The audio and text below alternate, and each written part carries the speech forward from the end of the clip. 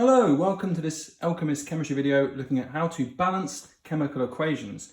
Just before I get started, I just want to say, if you find this video useful, don't forget to give us a like, subscribe, or even ring the bell to be notified of our future videos. Your support is always very welcome. In this video, we're going to look at the why.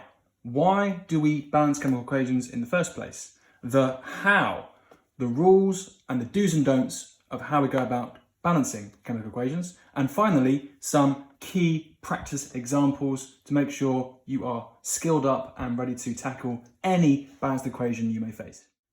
So we're going to start with the why. Why do we have to create balanced chemical equations in the first place? Well, it turns out we're obeying a fundamental underlying law of nature, and that law is the conservation of matter. Now that's the idea that matter, and therefore atoms, are not created or destroyed as part of chemical reactions, therefore lost or made. They are actually just simply joined together in different ways to form the products. And the products will have different chemical properties to the reactants we started with. So, if we left a chemical equation unbalanced, we would be implying that matter was lost or gained for no reason. And that is fundamentally impossible. And therefore, we have to balance equations to account for the existence of this phenomenon, this law of nature. Let's think about the do's and don'ts, the key rules you want to follow to balance chemical equations correctly. Rule number one, you can only add coefficients, that's numbers, in front of the formula of a molecular compound of interest. Let's put that into some specific context. Imagine you had a molecule of water with the formula H2O. If you put the coefficient 2, the number 2, in front of that H2O formula, it will multiply everything after that number for that molecular compound by that coefficient. So it has the effect of having a 2 times multiplier on the atoms of elements that follow it. So in this particular example, we have 2 hydrogens, H2, okay, being multiplied by 2 because of the presence of the coefficient. So it's 2 times 2 hydrogens. In other words, there are actually 4 hydrogens present. It's also 2 H2O, 2O. So we take our 1 oxygen, multiply it by the coefficient from which is 2. There are 2 oxygens present. So the coefficient multiplies anything after the number in the formula by that factor. Rule number 2, you cannot use any subscript numbers to change the formula of the molecular compound present in the balanced equation problem. And your question is, why not? Well, it comes down to that age-old chemistry joke. 2 guys walk into a bar. One orders H2O and is absolutely fine. His friend says, I'll have H2O too, and unfortunately is nowhere near as safe in drinking his beverage. And that's because he has fundamentally changed the chemical properties of the molecule he's ordered. H2O is the formula of water. If I want to have more oxygen and I cheat balancing by putting a subscript 2 in the formula of the molecule I'm investigating, I have changed the identity of the molecule and therefore fundamentally changed its chemical properties. This molecule here is hydrogen peroxide, H2O2. It is a bleaching agent and is nothing like water in the way it behaves. And therefore, if I do that in my balanced equation, I am incorrect because the chemical identity of the molecule in question has changed. Rule number 3, the objective. Your aim is to finish with the same number of atoms of different elements on the left-hand side and the right-hand side of the central arrow, which represents the progress of the reaction taking place. What we'll look at next is some examples to help you master this skill. This is our first worked example. I've used a template to help me structure this as carefully as possible. First thing to note is you'll be given in the question a unbalanced chemical equation. The left-hand chemical species are known as the reactants and the right-hand chemical species are known as the products. What I'd always do in my mind's eye is imagine there were a dividing line splitting the reactants from the products.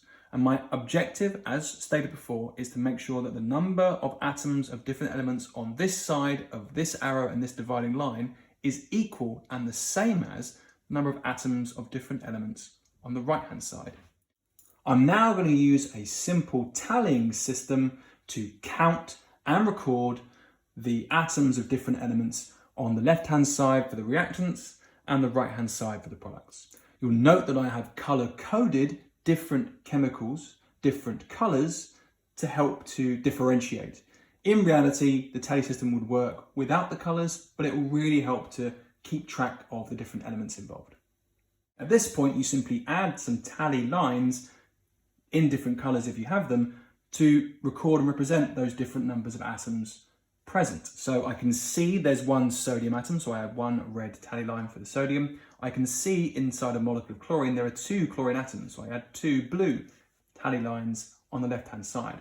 On the right hand side, I can see one sodium and one chlorine, so that's one red tally line and one blue tally line.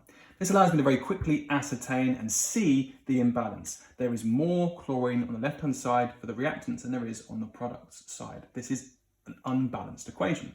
So to balance it, I could add a coefficient on the right hand side, a large numerical 2 to multiply sodium chloride by 2. So here is my coefficient, my multiplying number in front of the formula of sodium chloride. Let's think about the impact that number has on that formula and the number of atoms present. It multiplies everything after it by 2. So that does mean that I have 2 chlorine atoms present because it multiplies the Cl by 2. But it also multiplies the sodium, Na, by 2 as well. So I also have 2 sodium atoms present on the right hand side of the equation, 2 times 1 and 2 times 1. Now that hasn't quite finished this balanced equation because I can again see very quickly that there is an imbalance between the sodium atoms on the right hand side 2 and the sodium atoms on the left hand side only 1. So I need to balance the left hand side, and that's done reasonably simply by adding a 2 in front of the Na. That multiplies anything after by 2, that's just Na. There's a gap between it and the chlorine, doesn't do anything to the chlorine. And that means I now have 2 sodiums on the left hand side, and I add my red tally stick to record that.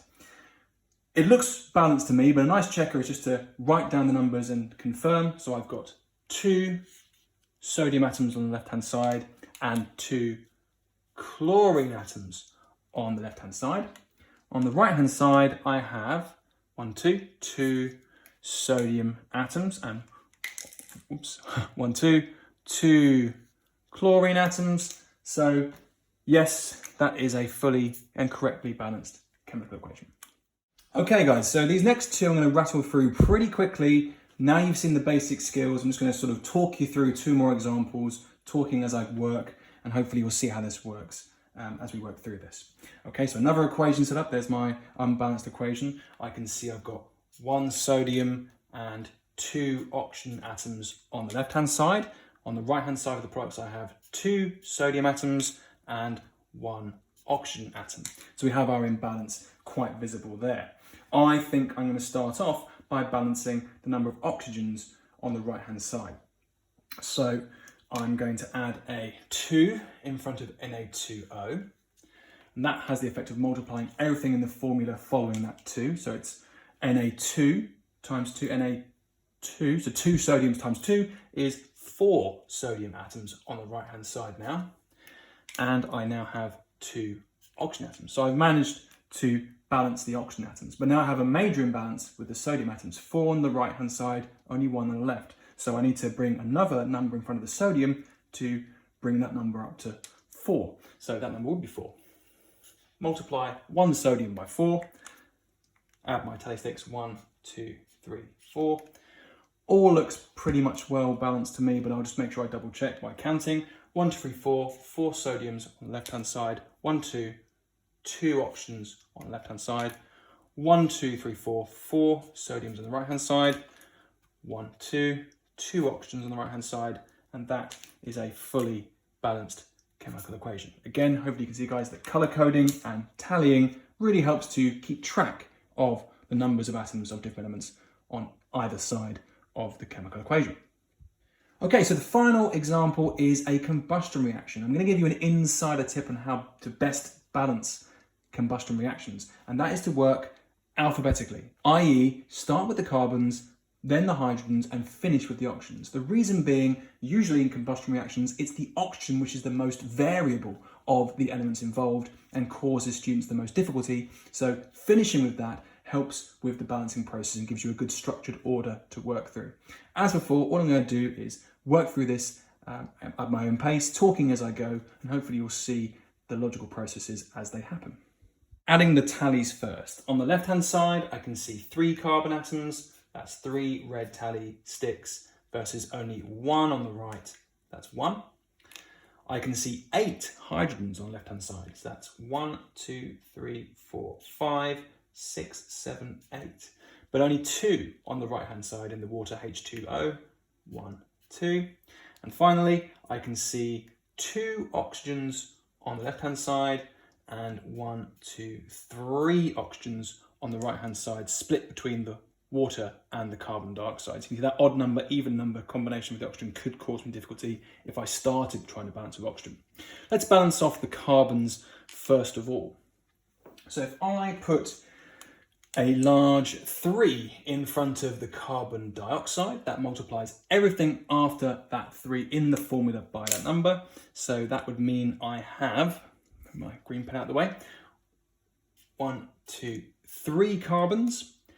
3 times 2 is 6 oxygens. 3 times O2, 3 times 2, 1, 2, 3, 4, 5, 6. So tally is going to be really useful here. Now let's deal with the hydrogens. 8, 2. So how do I bring 2 up to match with 8? Multiply by a factor, and that factor would be 4. 4 times 2 is 8, so 4 in front of H2O. So I add my hydrogens. 1, 2, 3, 4, 5, 6, 7, 8. But of course, I can't forget it's also had an impact on the oxygen. That is 1 times 4. 1, 2, 3, 4. So actually, the total number of oxygens is 6 plus 4. That is 10. 10 oxygens on the right-hand side. Only 2 on the left-hand side. How do I bring 2 up to be equal to 10? Multiply by a factor, and that factor is 5. 5 times 2 is 10. So 1, 2, green pen time. 1, 2, 3, 4, 5, 6, 7, 8, 9, 10. Okay, and then just make sure you triple check by counting up. 1, 2, 3, 3 carbons on the left-hand side. 5, 6, 7, 8, 8 hydrogens left-hand side. And then finally my green pen. 1, 2, 3, 4, 5, 6, 7, 8, 10 oxygens on the left-hand side. Right-hand side, I can see 1, 2, 3, 4, 5, 6, 7, 8, 8 hydrogens. I can see 6 and 4, that's 10 total oxygens. And finally, I can see 1, 2, 3, 3 carbons. All the numbers are identical. We have our balanced equation completed correctly for a quite complex combustion reaction. So there you have it, guys. How to effectively complete chemical balanced equations with ease and with a good strategy. Thanks for listening. I really hope this helps if you were struggling with balancing equations, to give you some structure, some guidance for the future. If you did like this video, don't forget to give it a thumbs up. Maybe think about subscribing for future content. Ring the bell to keep notified. This is very much a passion project of mine, so all the support is really appreciated to help grow the channel and also to spread the support and learning to others in the community. As always, thank you very much, and don't forget to check out other videos which will appear here in the future. Thank you.